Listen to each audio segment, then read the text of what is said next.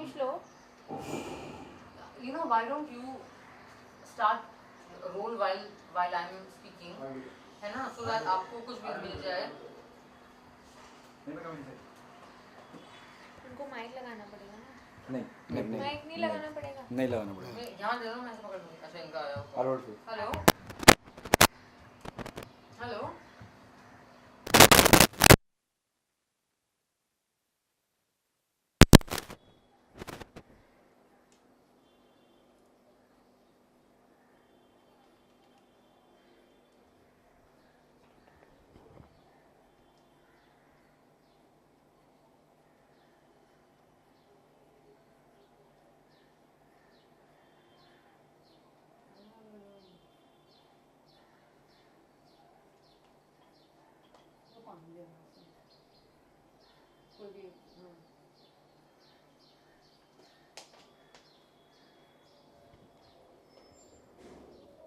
हिंदी में, इंग्लिश में?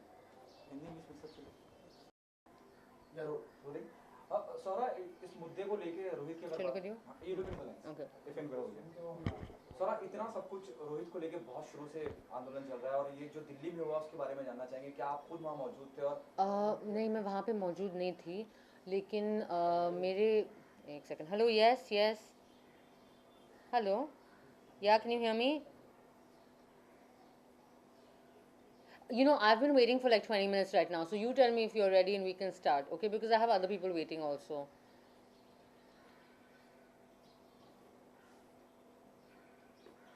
Hi Rahul ji. Okay, he's rolling.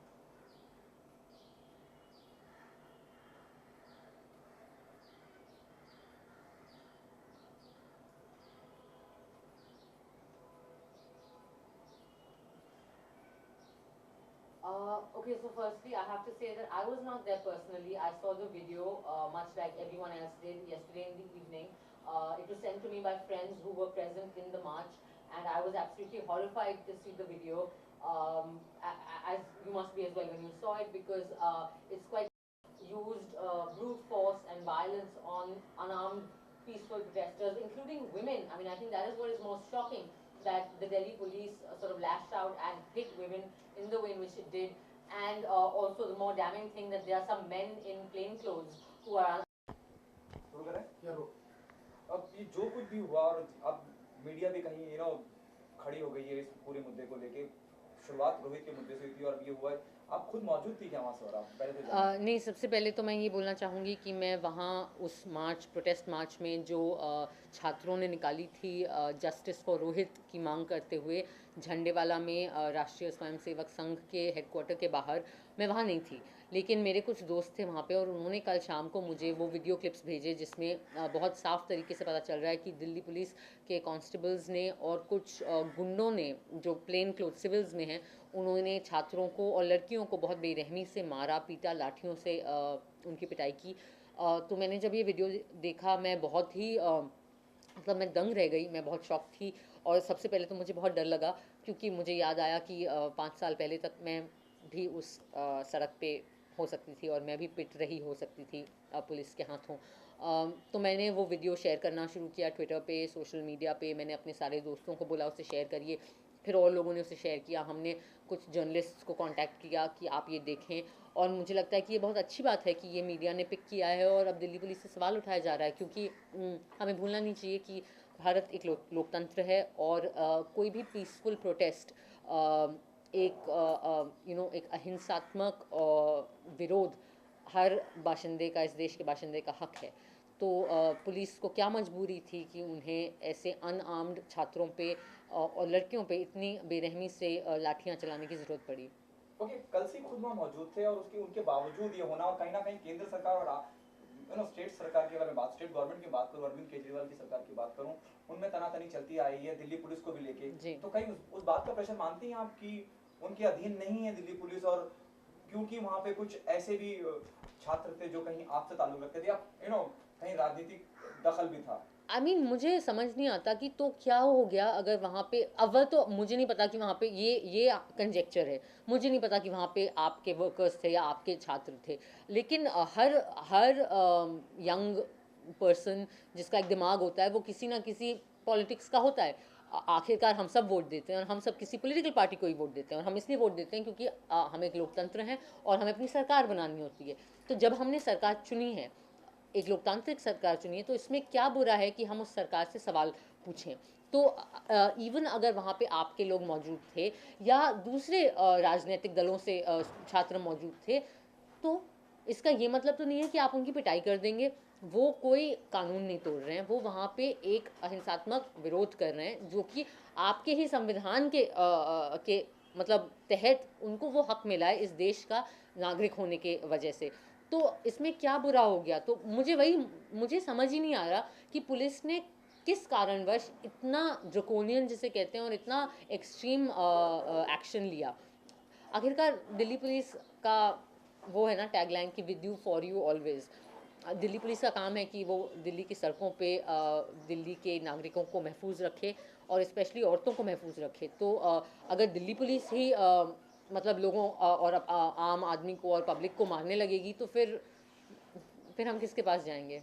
Okay, Modi ji के आने के बाद बहुत बड़ी बड़ी उम्मीदें जगी थी, बदलाव आएगा, चेंज आएगा, केंद्र में वो खुद बैठे हुए हैं और दिल्ली पुलिस इस तरह का बर्ताव करती है, खास करके महिलाओं के साथ, जिस बेदर्दी से, जिस बेरहमी से वो मार रहे हैं या पीट रहे हैं महिलाओं को, उस बारे में क्या कहना चाहेंगे कि बदलाव? और एक बात और सर, आप हमेशा से सॉफ्ट टारगेट रही हैं, जब भी आप कोई आवाज बुलंद करती हैं आपके आपके खिलाफ भी बहुत कुछ होता है और आप लेकिन करती हैं जैसे आप कर रही हैं। जी, आप खुद यहाँ मैं बहुत ढीठ हूँ, मैं बाज नहीं आती, अब मैं क्या बोलूँ अपने बारे में।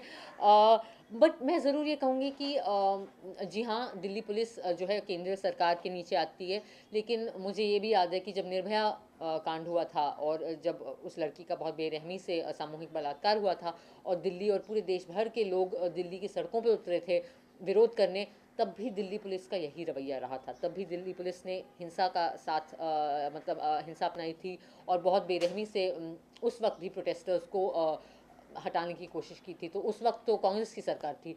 तो मुझे लगता है कि हम मतलब डेफिनेटली हम ये सवाल होम मिनिस्ट्री से भी पूछना चाहेंगे और उनसे दरख्वास्त करेंगे कि आप इस मामले में तहकीकात करें और हमें कुछ जवाब दें।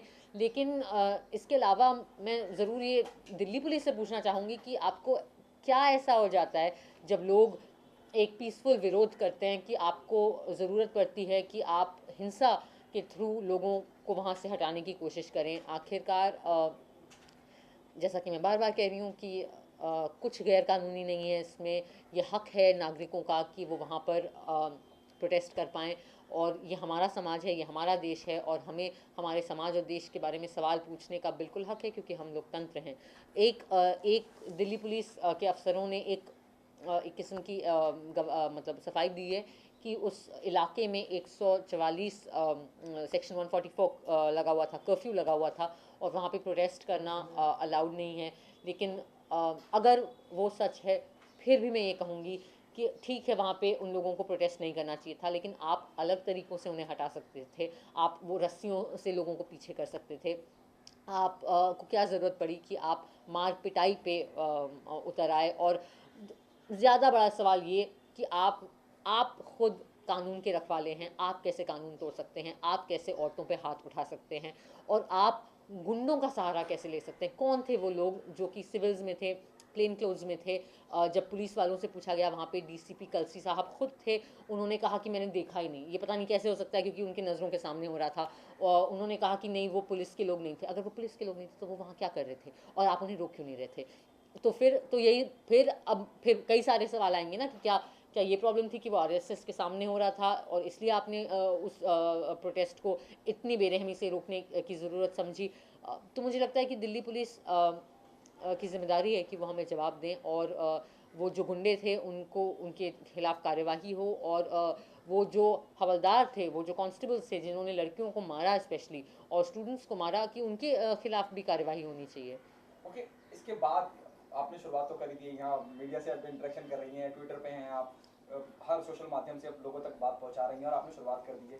क्या आगे लेके जाने की तैयारी है आपको इस लड़ाई को, खास करके जो दिल्ली में होगा? वेल मुझे लगता है कि मैंने सिर्फ अपनी आवाज़ एक ज़िम्मेदार नागरिक और एक कंसर्न्ड सिटीज़न के तहत उठाई है।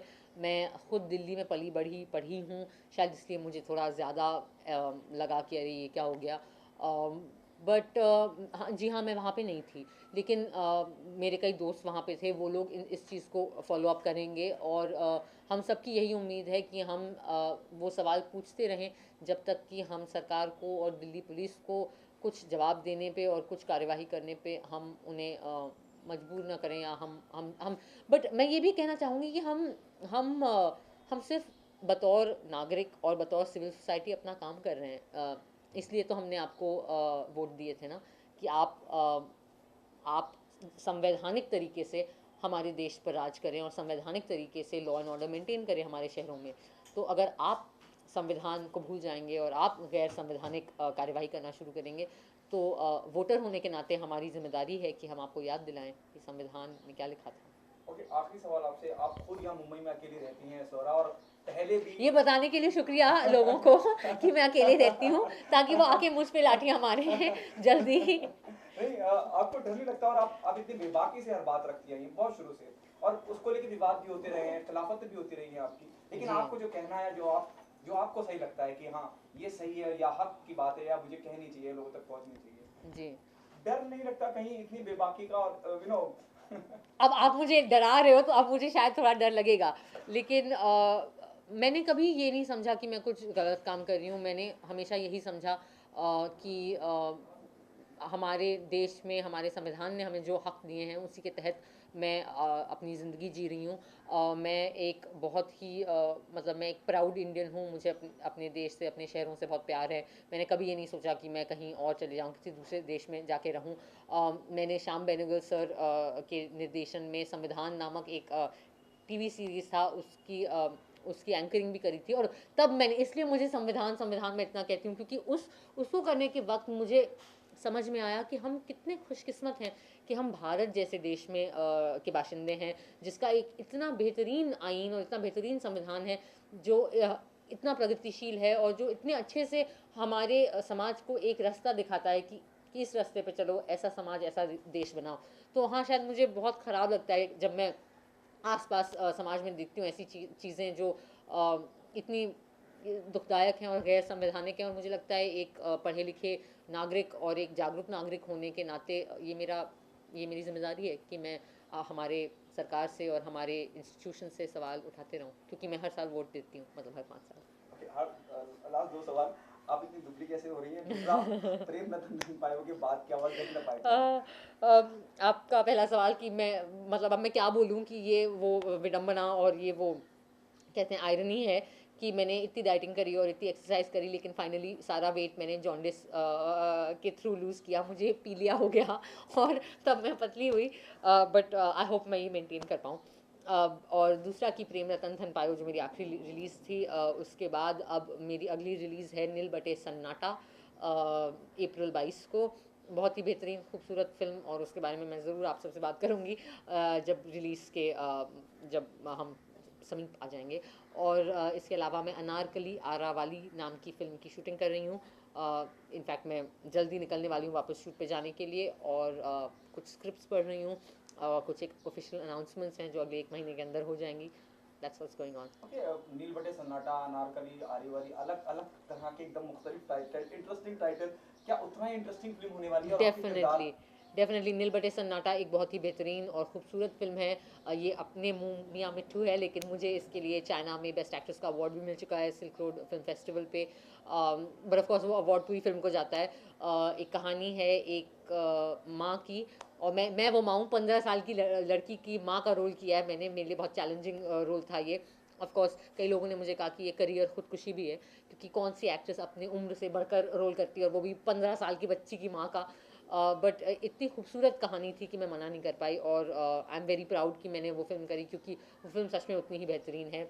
और नील बटे सन्नाटा का क्या मतलब है ये आप लोगों को पता करना चाहिए, क्योंकि बहुत ही इंटरेस्टिंग टाइटल है, और उसका मतलब भी बहुत प्यारा सा है। अनारकली आरावाली एक ऑर्केस्ट्रा पार्टी की गायिका की कहानी है, जो बड़े ही क्या बोलें, अब डबल मीनिंग के गाने गाती है, गाँव और बिहार में, गाँव में और छोटे छोटे कस्बों में। और उसकी ज़िंदगी में एक ऐसा वाक़या होता है जिससे उसकी पूरी ज़िंदगी पलट जाती है। तो एक बहुत ही खूबसूरत ये भी कहानी, और औरतों के मुद्दों को बिल्कुल सेंटर में रखती हुई, और एक ऐसी दुनिया जो हमने बॉलीवुड में देखी नहीं है कि नौटंकी और ऑर्केस्ट्रा पार्टीज की दुनिया। Thank you so much.